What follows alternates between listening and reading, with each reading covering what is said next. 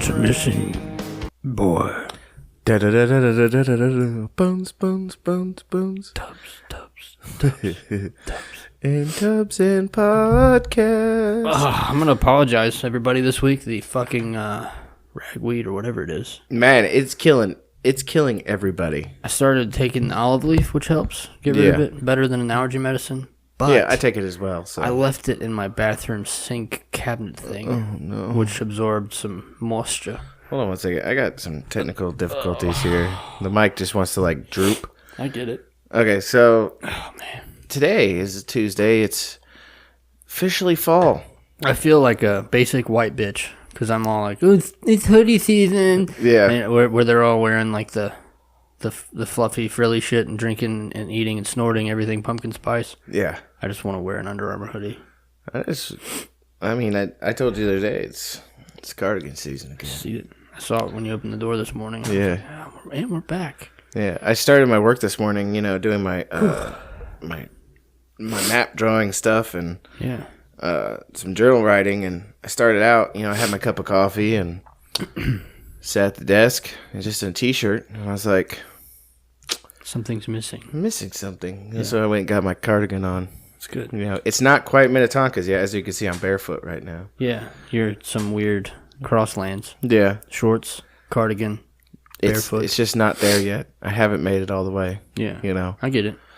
Other than what's been going on in the news here recently, actually, I was talking to Mr. Got Blood Outdoors himself yesterday, actually. You can find him on YouTube. Yeah, we were talking about multiple things, including cannibalism in the near future and whatnot. I got a barbecue sauce for everything. He literally said that. Yeah, just like that almost. Yeah, I'm pretty you do a pretty good impression of him. I'm almost there. But we were talking. I was talking to him yesterday, and he wanted my personal opinion on the Kavanaugh hearings. What do you think of that Kavanaugh guy? And he's like, and I told him straight up what I think. It was like it seems weird that this dude's like basically been putting his dick in people's faces for years, and this is the first time we're hearing about it. Yeah, I'm sure that's got nothing to do with the fact he's about to, or is on the Supreme Court. Has it been confirmed yet? No. Okay. And here's the thing. So he was supposed to have they were supposed to vote tomorrow, Wednesday. Yeah. On him. But now that one woman, I can't remember her name, she postponed it, said she couldn't do her hearing until Thursday. Kill yourself. So now they had to postpone the vote.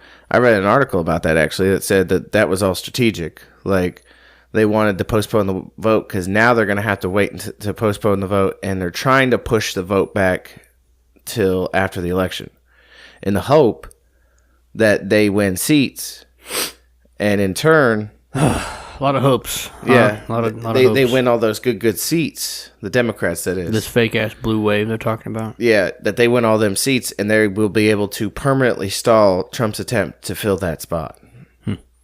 Yeah, I was talking to a fellow worker at the Factory of Sadness the other day, and they were talking like, you think that they're trying to postpone this because they're trying to steal the elections? And I said, yes. Yeah. Without knowing any more. Yeah. Yes, there will be voter fraud. There will be much attempt at manufacturing a blue wave that doesn't exist. Yeah. Even though a representative in Texas just won a district that has not been Republican in 123 years. Nice. In a predominantly black and Hispanic area. Yeah. I have a bad feeling for them. Trump train. Like, no, I'm not Trump training. No, that sounds like they're Trump training. Yeah, and it like everyone was like, how did this dude win, this Republican, in a district controlled by 70% African American and Hispanic voters? I've got an idea. Would you like to hear it? Most of them didn't know the history of the Democratic Party. Now they do. Until someone was like, why don't you vote for the party that freed you from slavery? Yeah. Why don't you vote for the party that didn't start the Ku Klux Klan? Yeah. I'm just saying. And they were like, man, that's crazy, man. Yeah. And then they were like, man, fuck the Democrats. Yeah. That's just my theory. I mean, I don't really give, like... That's how it would go down if I was black. Yeah, well, here's the thing. Like, I don't like either party for that, really, at all. But here's the thing. Like, if I look at the two, and there's one I despise way more than the other... Yeah. I want to see him die first. Yeah, of course. Like, imagine, like, they're just in front of you, and you shoot both of them. You only had one bullet? Well, no, I got 2 bullets. Don't and you got both of them there. The Democrat, but the thing is, like, say for example, like allegedly too, by the way. Yeah, allegedly. This is just hypothetical. Like you had them both sitting there, and you shot one. You had your choice. You could only shoot one in the head and one in the gut. Yeah, I'm shooting the Democrat in the head. Yeah, and I'm going to shoot the Republican in the gut. Right, because slow death. Yeah, slow death. Mm-hmm. But I hate him less. Yeah, if that makes any sense. I'm sorry. Yeah. Bang. Yeah, because the other one poses far more an imminent threat than the other one does. Yeah. Like, they've never, like, Republicans have always been in bed with, like, mixing money and politics together. We know that. Mm-hmm. You know what I mean? And the thing is, like, that's not in the guise of a happy free market capitalistic society as it is. We should have a test for all of them, like the ones that want to get in there or the ones that are already in there. You know, have you seen those, I want to say they're like Japanese shows because they're the ones that are the weirdest. Mm-hmm. And it's like, they put on some type of thing around their dick to see when they get hard, and they make them watch like a whole bunch of shit. Oh. And they try to like see, you know, what the craziest thing is that people are attracted to. Yeah. I think that in order to be considered for any office, they should make you watch like some kids, you know, run around or play at a playground. And anybody that has a weird reaction should just automatically get shot in the head. Yeah. Sitting or attempting to sit in one of those seats. Yeah. I can see that. That's just where my head's at. I can see where you're going with that. Before we get any farther into our ranting and raving, I'd like to give a shout out to our newest patron supporter, Steve Kaminsky. I hope I said your name right. I've been suffering with people saying my name wrong my entire life. Yeah. So I understand it. The struggle is real. Over at the Baked and Awake podcast, you know? I had a high administrator, let's say line manager at the Factory of Sadness. Yeah. Call me by a completely different name the other day. Yeah, that's fine. I've been at the factory for almost 8 years. Yeah. They don't know my name. It's funny because a few weeks ago when we all got name tags, they spelled your name wrong on the name tag too. And I laughed. I think it's all hilarious. It's hilarious. Steve, we thank you for your patronage. Yes. We are going to patron you back because that's what we do here. But, and wasn't there something else? Yes. Oh, yes. The promo swap. Yes. I'm Player 1 Toby. And I am Player 2 Goose. And we are the Secret Levels Podcast. We are a very short, fast, and funny podcast about the classic video games that you love and some newer ones. We slam through them one episode at a time. We try to keep it within the 30-minute limit and keep you that fast and funny, which we only deliver, folks. And we're going to touch on games from all different types of systems, from Nintendo to Sega to PlayStation. We're doing from 1942 to Zelda, because we're not counting numbers. Everything's a part of the alphabet here on this show. So check out our show on all the major podcasting platforms and follow us on Twitter and Instagram at Secret Levels Pod. Do that or get a game over, folks. And I like it. It's more of that milk that Bones enjoys. Video games. Video games podcast. It's roughly 30 minutes. Get on there. Eat your fucking retro heart out. My poor Xbox controller is collecting dust. Man. So is my PlayStation controller. It's just I haven't had a chance to play here lately. I think I'm going to play a little bit today, though. Secret Levels, if you guys are listening, I would love it if you did an episode on Two Crude Dudes, Sega Genesis. That'd be awesome. That's my shit. Yeah. In the year 2000, after nuclear fallout, these two steroid boys get a contract with lots of zeros from the government to fight that crime. You basically just go through every apocalyptic scenario you can imagine. You can punch, kick, you can jump, and you can throw stuff. Cars, people, rocks, traffic lights. Let me get this straight. There's two crude boys. Two boys. Yeah. And are they in fact crude? Haven't we played this before? No. I could have swore that back in the day we played this at the doctor's house when we were 10 sheets. Maybe we did, but you got to remember, we were many sheets to the wind. We were those drug boys. We were those descended into madness kind of boys. I'm pulling it up on Google real quick. I can hear that one cocksucker on YouTube. Get to the fucking topic already! Jesus Christ! What are you guys talking about? Fucking go sit on a dick. Okay, yeah, I do remember that game. Yeah. And just to throw that out there for anybody that's listening to the show and they're like, God damn it, when are you going to the fucking topic? Yeah.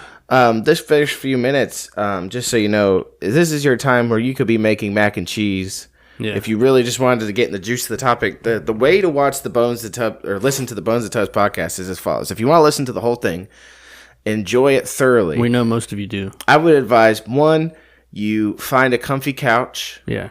and you lay upon it in the dark. Put your phone on a spoon, Yeah. light the spoon up, and inject the Bones and Tubs podcast in its wholeness. And just lay in the dark and absorb it that way. Yeah. Now, if you're the busybody type that, you know, this show is something you listen to, like, I don't know, like doing the lawn, I don't see why there'd be a problem why we talk like this at the beginning. Right. But, like, if you're like some type, you're sitting at your office desk and you're like, oh, I want to listen to this, and you click on it and you're like, oh, damn it. Just either A, skip the first 10 or so minutes. Yeah. And then, or you could just let it play and go make some mac and cheese. I'd like to remind you a quote from Lao Tzu. I made that up. I don't know who said it, Okay. but let's just say Lao Tzu said it. Yeah. Talking about meditation. And if you change the word meditation for the Bones and Tubs podcast, if you don't have 3 minutes to meditate, you need 30. Yeah. But as long as you can basically have time to breathe, you have time to meditate. Yeah. You got time to breathe, you got time to listen to the Bones and Tubs podcast, Yeah. which is in itself a form of meditation. So go make that mac and cheese. It's actually about time for you to come back from your mac and cheese break. Stir it up. Jeff. No, not Jeff. That's my brother-in-law's name. My name is Jeff. Teddy. Yeah. All right. Hey, Teddy, we're back. And You know, we're back. you missed all the crazy banner that started the episode out. Yeah. I hope your mac and cheese is moist and wanting. Yeah. I hope it makes that sound like Yeah. for the ASMR crowd out there. But anyway, so today's topic is kind of coming back to something we've talked about before. Yeah. But we kind of feel like we wanted to talk about it again for any new listeners that haven't been in our back catalog before. I don't know if you felt the same way I did, but it was like when I was able to look at some things, get some links saved to pull up statistics and what have you. Yeah. But every time I thought about it, it always went down the same road. It always took me to the area of like, what if? So, you know, I'm sure we're going to berate them, you, the listener, the Bones and Tubs Nation, with statistics. Yeah. Crazy numbers that I didn't know. Yeah. And there's going to be some of those numbers that you could chalk up to people that willingly went missing. They wanted to leave. They went out in the ether on their own. Yeah. People that had some sort of accidental death. Or people that wanted to be missing. That's what They it's- wanted to be gone. Yeah. Yeah. So you chose to, you accidentally died, you got attacked by an animal. One of those things. There's a lot that don't fit that category, though. Exactly. And just to break down the numbers real quick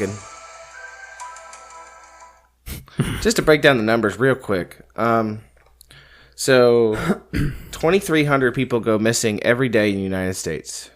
Of the 2,300, most are found. So I didn't mean to scare you with that first one. I'm not like fake news, and I'll just throw up the 2,300 and be like, 2,300 people go missing. No, most of them are found. Right. But of that 2,300, 5 to 6 of them remain missing. Yeah. 5 to 6 every day. It's a lot in the aggregate, you know? Yeah, when you add it up, you wonder.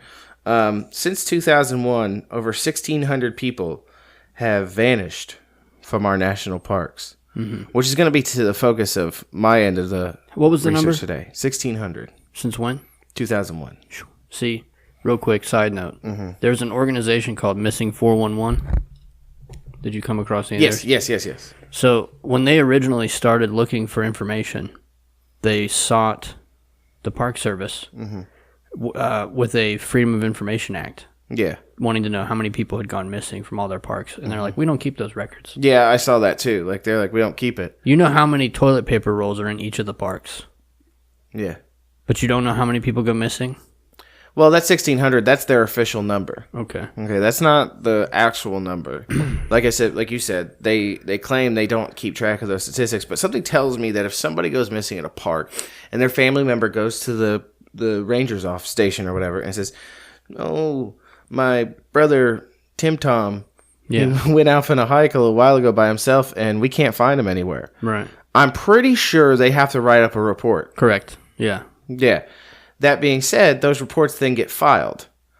So once they get filed, you know, the reason for the report gets put in a computer and base, and all that shit. Their numbers are there somewhere. Yeah. Right.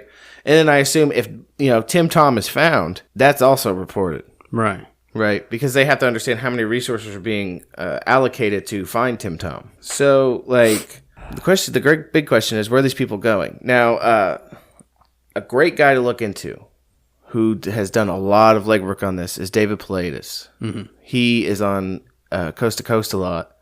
And was that the missing 411 guy? Yeah. Okay. Yeah, he has that website. He's wrote books about it. Yeah. And as to the and he tries not to speculate as to what is going on, right? He gives me a little dabble here and there, but he is more focused on the weird circumstances of which they go missing in the first place. Yeah. I.e., the big things that don't make sense, like if a person goes into a national park, in one spot and they know they went on the X trail, why the hell did they end up 300 miles away when they find the body? Why did they end up 300 miles away further north in the same park? Right.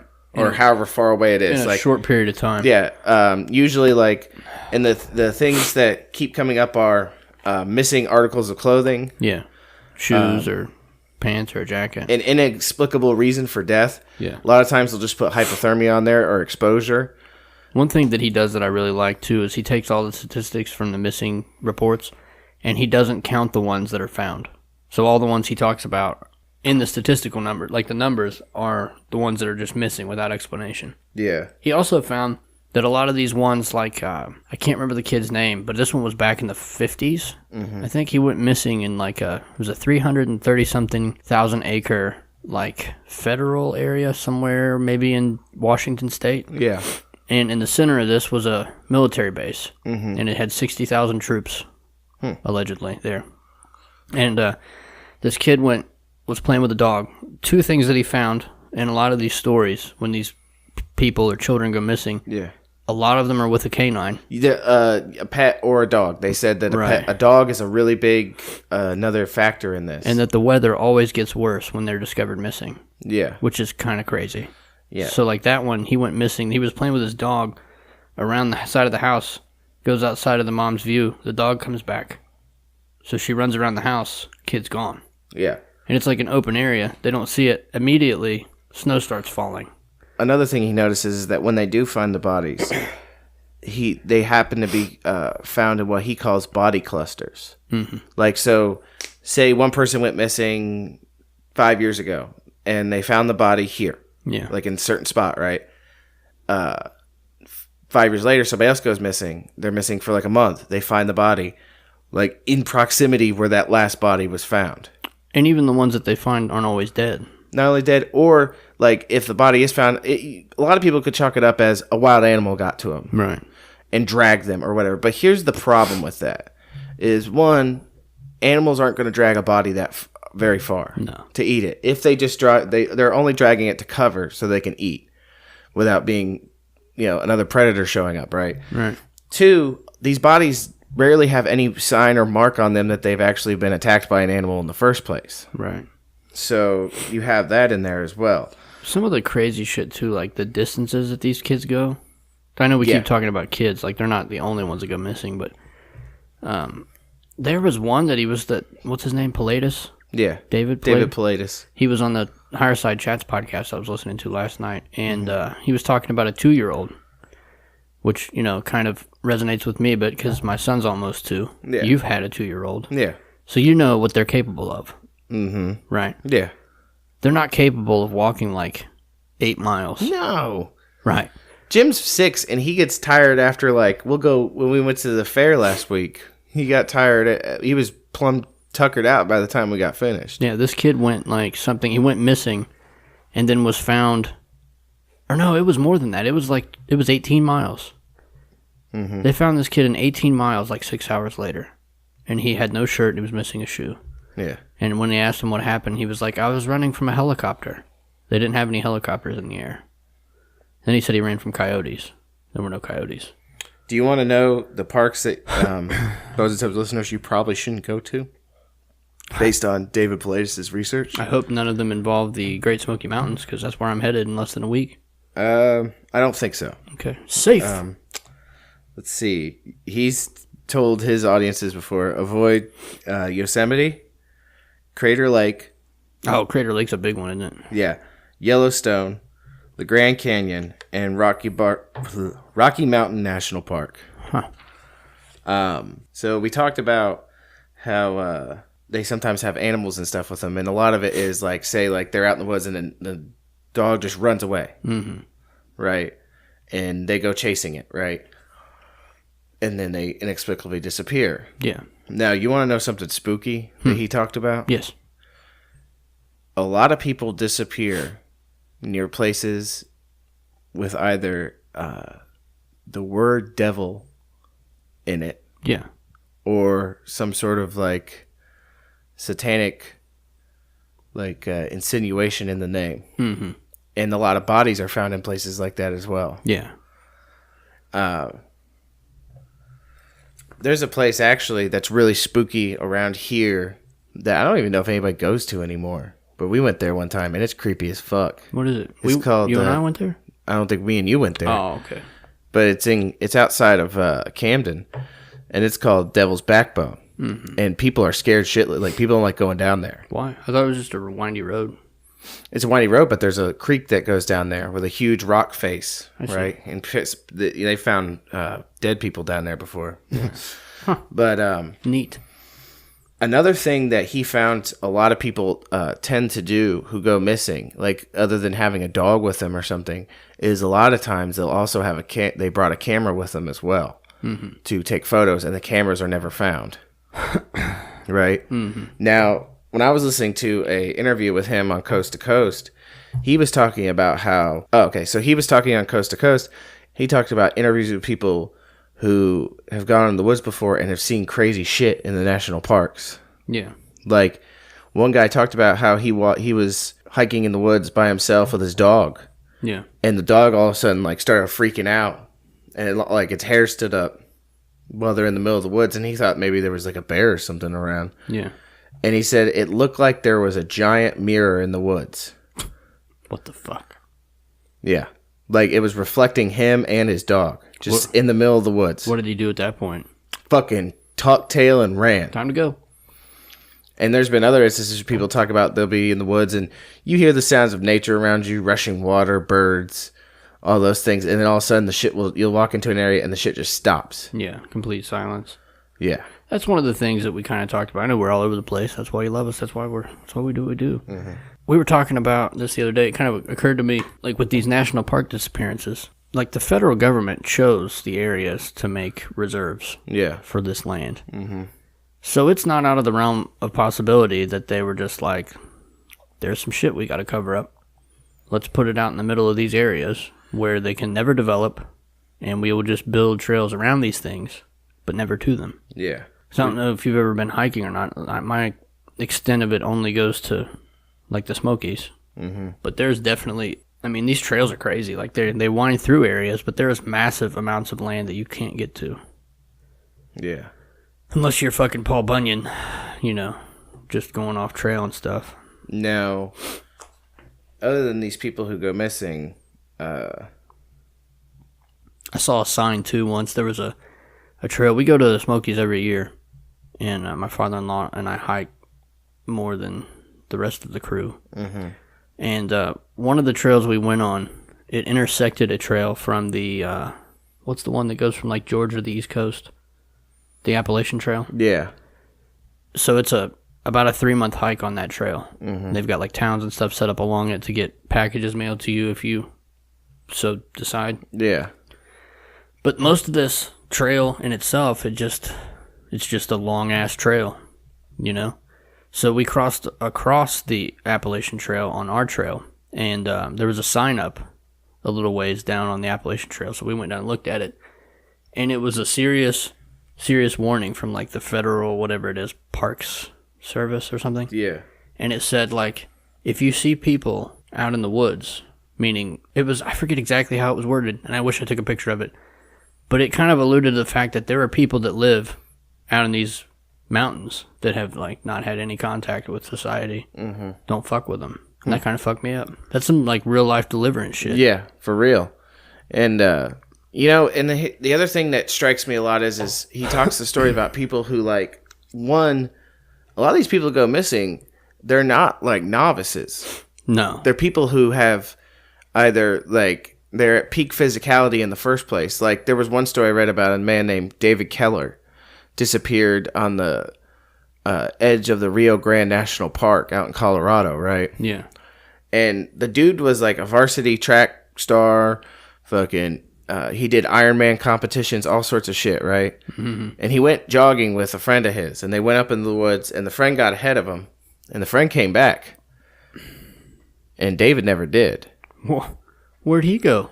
Well, they searched. So, mind you, this was in the fall that they were doing this jog through the woods, right? Yeah. And by the time they started getting search parties out, like you said before, weather gets bad. Yeah, it's weird. Right after. And they can't. So they couldn't. And they brought out scent dogs, cadaver dogs. One of the cadaver dogs looked in an area and then went to the lake and kept like indicating that the spot he was near the edge of the lake was where he was at. Yeah. But they didn't find anything. They sent scuba teams in, aerial teams. They did all sorts of shit to find this dude. Winter kicks in. They couldn't do shit, right? Right. Once spring hit again, they start looking. And they randomly, a different hiker who was just out there finds his body amongst some boulders, right? Dead, I'm assuming? Oh, very dead. Okay. 2.3 miles away from where he was jogging at. And it indicated that he had gone up the side of a ridge and had fallen off the ridge into like a bunch of boulders on the ground and died. Possible, yeah. Yeah. One thing his mother noted, though, that she thought strange was that, one, she wouldn't see her son doing that. She said he was afraid of heights. Mm-hmm. He wouldn't fucking be climbing up the top of a goddamn ridge. First of all, 2.3 miles away from where he had been hiking. Yeah. The other thing they noticed is that they indicated that it looked like blunt force trauma had killed him. Yeah. Right, which would make sense. He fell into a cluster of boulders, right? Yeah. But there was also evidence during the autopsy that he had died of hypothermia. Wasn't cold. In the fall. Yeah, that's weird. I know we don't normally get into these, like, cheeky kind of sounding conspiracies, but there's a lot of meat on these bones. Come on. Yeah. Okay, so now that we've kind of dug into this is the reality, now I feel like we should kind of extrapolate. Let me give you just a quick story, because this one kind of goes a little farther out in the crazy wheelhouse. And this is, I say his name again, David Paulides? David Paulides. David Paulides. If you guys check him out on the Higher Side Chats, you can find it on YouTube. He tells a story in one of the interviews he does with Greg Carlwood of, I believe it was a honeymooners couple scenario. Freshly married. These two, man and wife, they were rock climbers. So they set their honeymoon in, I want to say it was Yellowstone, but I don't remember. So Bad idea. I'm gonna tell you the Cliff Notes version, and you can go check it out for yourself. But so they go, and I guess they had set in their mind's eye. There was like in this park they had trails, and on some of the trails there were rock walls. Yeah. Now the rock walls were for obviously to look at or for rock climbers. Yeah. And on top of some of these rock walls were like their own private fucking little wooded areas, where obviously the only people getting there are rock climbers. Yeah. So they decided they were going to hike for the day, and then they were going to climb one of the rock walls. It was listed as like an intermediate difficulty. Yeah. So not for the faint of heart. No. Not for somebody without equipment. Yeah. And I think it was a pretty lengthy jaunt up this rock wall. They spent part of the day doing it. And when they get to the top, they see a child. And there's like, just picture, if you would, they climb this, it levels off, and then there's trees, obviously. And in the tree line, there's a child. And they're like, they climb up, they don't think much of it. They're like, okay, maybe another family's up here. Maybe that kid's a fucking beast. Yeah. However to climb up that rock wall, but whatever. People are into different shit. Who knows? So they set up their tent. They stayed up there and enjoyed their honeymoon celebration for, I think, a day, 2 days. It might have been a weekend. When they come back down and they get back to town, they see all over the newspapers a picture of that child. Same clothes, same description, and had been missing since that same day that they climbed up the rock wall. Yeah. Never found her. Huh. But they saw her. let's say she went missing on a Friday. They climbed up Friday night. She was up there. Never saw her again. There's a lot of those stories in that missing 411 guy's work with kids doing crazy shit like that. Yeah. They're being seen like way far away. And the parents of the missing child said that they were hiking earlier in the day and they weren't even that far away from their kids. And there was a bend that went around a mountain on a regular walking path on the trail.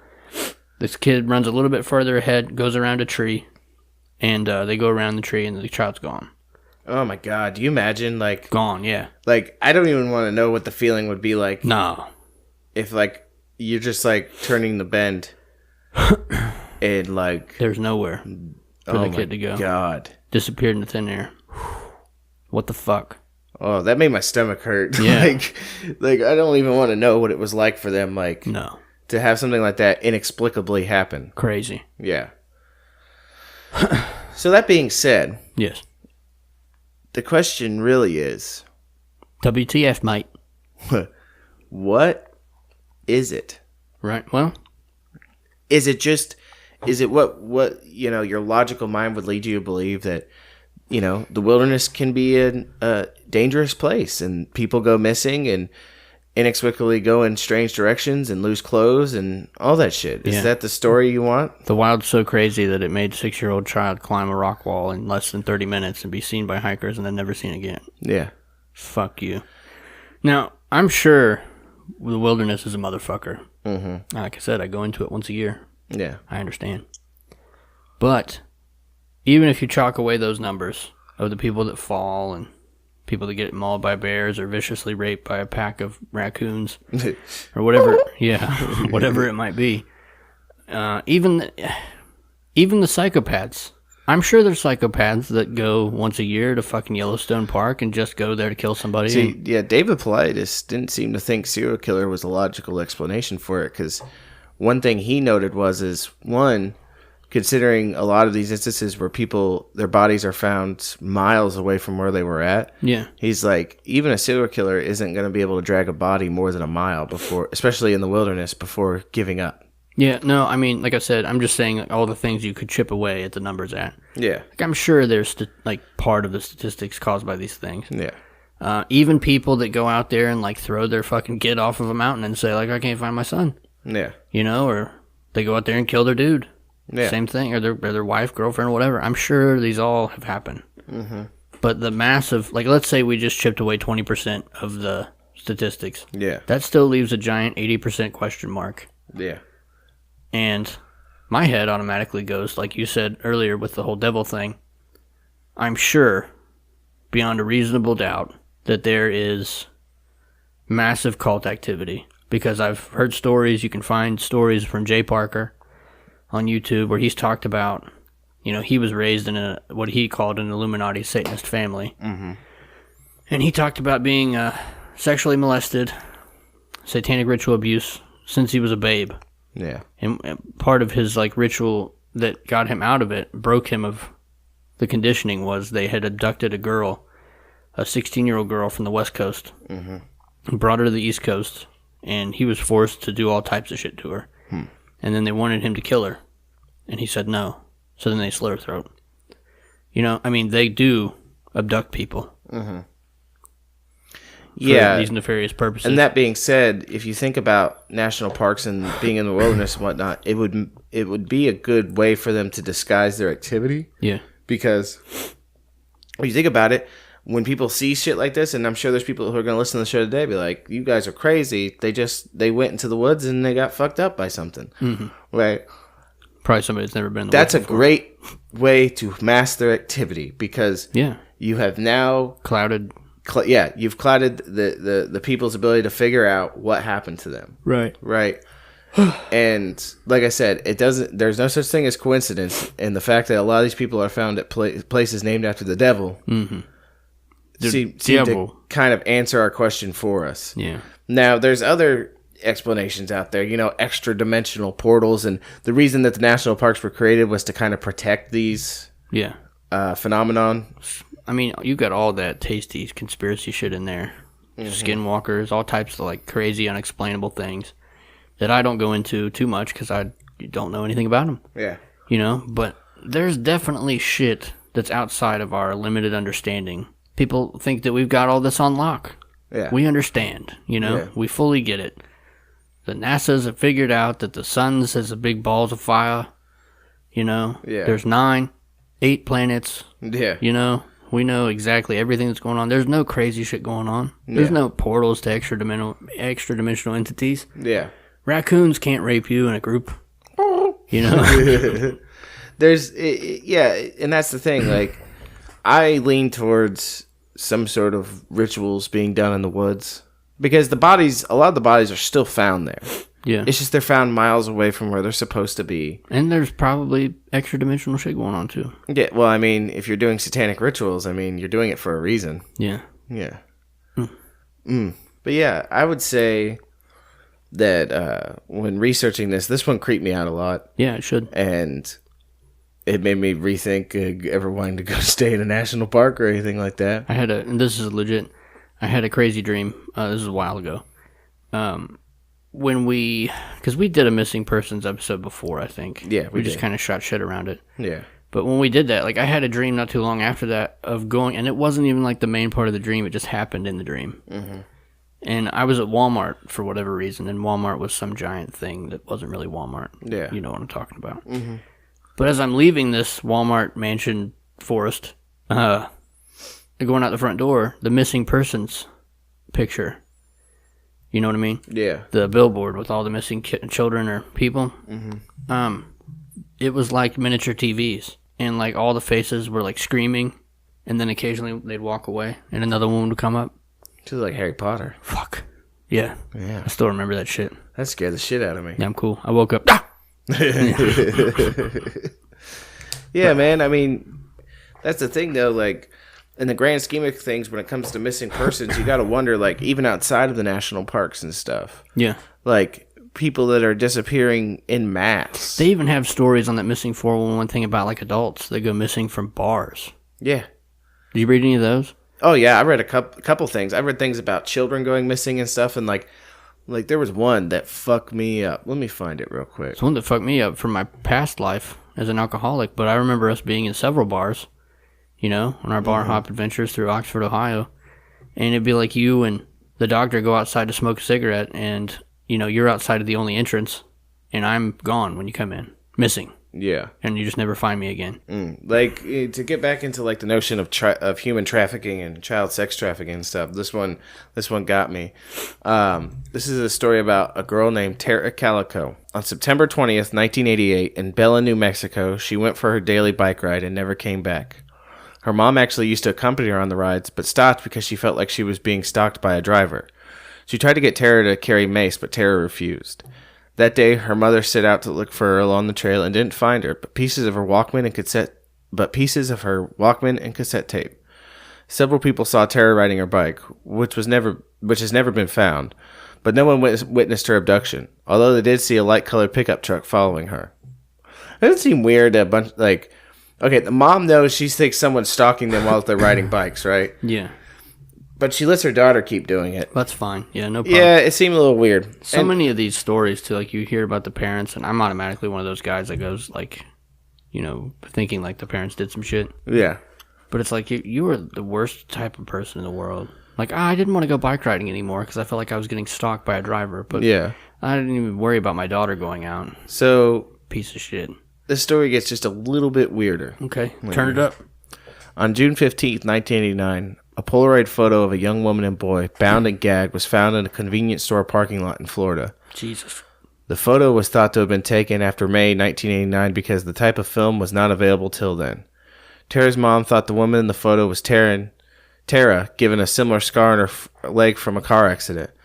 The boy was thought to be the missing Michael Henley, also of New Mexico, but that later proved to be untrue, as Henley's remains were later found in the forest a few miles from a campsite from which he had disappeared in 1990. Jeez. More photographs have surfaced of a female bound and gagged, but they haven't been released to the public. The female in the photos has been suspected to be Tara, but the boy remains unidentified. And that photo, by the way, yeah, if y'all want to get on there, look up Tara Calico. If this doesn't fucking make your stomach turn, I don't know what will. Because it is fucked. You know that... I'm going to show it to you right now. What the fuck, man? Yeah. God damn it. Yeah. I hope that sometime in my life I am in a position to where I can stop one of these things from happening. Yeah. Oh, yeah. You know, we are, in the great state of Ohio, they have this report card system, of course, it's called Protected Innocence Challenge. Mm-hmm. It talks about your state's grade for, like, human trafficking. Mm-hmm. We got a D. Oh, that's never good. No. And the number for, like, the top 10 cities for human trafficking, we're number 4, Toledo, Ohio. We don't live there, but I mean, it's in our state. If the QAnon stuff is to be believed, they were going on there for a while. This is probably been about a month or so ago. And they were giving you locations from this country and other countries of, like, the elites' pipelines for child trafficking. Mm-hmm. For their elitist pedophile activities. And how QAnon had systematically shut them all down with military intelligence. Yeah. And then there was a story that came out about how abductions had gone up in some cities, like child abductions, because the pipelines had been shut down. Because, they were taking them from other countries, largely. Yeah. So when you shut down the pipeline, they just started snatching everything. But I read on Snopes that wasn't true. So. Oh, well, that's good. So don't worry. Glad Snopes cleared that up. Yeah, fuck Snopes. I can't believe they're still a thing. I hope they both get caught in this, too. That'd be nice. Fucking bitches. So, basically, and that's the other thing is, like, people have tried to reiterate, like, with this whole children at detention centers and shit, is that people have been abducting children in South America and Central America. Yeah. What the fuck was that? Oh. Okay. And bringing them across the border, only to find out, like, these people are saying, these are my kids, right? Yeah. Not their kids. Not their kids. Yeah. What is that? Is that you? That's not me. If you're a listener to the Bones and Tubs podcast and you know what the fuck that sound is, please let us know. Sounds like a fingernail against something, doesn't it? Yeah, that's weird. I just started watching that Exorcist show, so that's kind of fucking with me a bit. See, now I'm trying to replicate it, and I'm not getting it. Fuck it. Let's just act like it never happened. Keep that on the show. All right. That's not you? No, it's not me. Was that it? Yeah, is that your phone? Yeah. Ugh. Jeez. Man, I was starting to get really... Yeah. Holy shit. We're about to get abducted. Oh my god. I was about to fucking shit my pants. That's fine. And we're back. But... you still keep in the show. Well, there you go. Not a professional podcast. Yeah, we just debunked ourselves there. We're better than Snopes already. Anyways, no, man, it's just like, and even like when ICE, they're busting these houses full of trafficked people. Yeah. Like I remember there was that video where people were protesting ICE at a house, and they were bringing out all these women. They're like, "Don't deport them," and da da da. And the cops were like, "Yeah, we just busted up a house that was full of women that were being sex trafficked." Yeah. Well, what was their response to that? Where's your nothing? Where's your goddamn priorities? You know what I mean? They're like, yeah, well, but they still deport people and stuff. Yeah. Shut the fuck up. Shut the fuck up. They actually did, for once, ICE actually did something good. Yeah.